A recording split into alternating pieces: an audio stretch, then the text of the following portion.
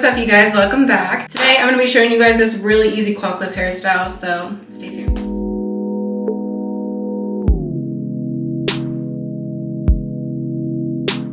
Going in with my Pintail comb, and on both sides I'm going to part behind my ear and create two sections in the front and then pin off the rest of the hair in the back so that it doesn't get in the way. You'll see on both sides I'm going to pull out two smaller sections, and you'll see what I'll do with those later. But in the meantime, I'm going to spray down this section and smooth it out so that we're able to create a slick back look with both sides of the hair. And while I'm done with one side, I'm going to just pin it off and then start on the other side, pulling out those same little sections and then smoothing over the other section.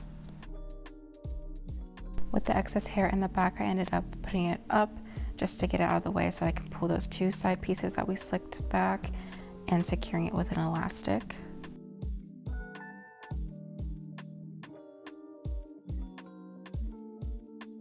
Now that part's done, with the excess hair that we have in that claw clip, we're going to create a better looking claw clip. So just do the regular twist, and once you're done twisting, you'll just pull your hair up to the side and secure that with your claw clip.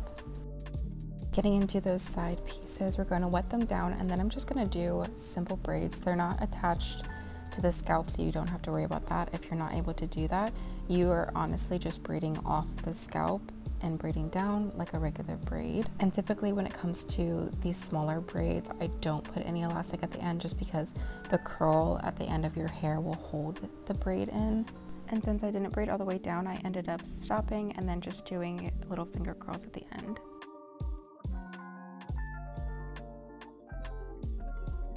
This is just perfect if you want to like spice up your claw clip hairstyle really quickly, and it's super easy. I hope that this tutorial helps you guys at home. Thank you so much for watching, and I'll see you guys next time. Bye.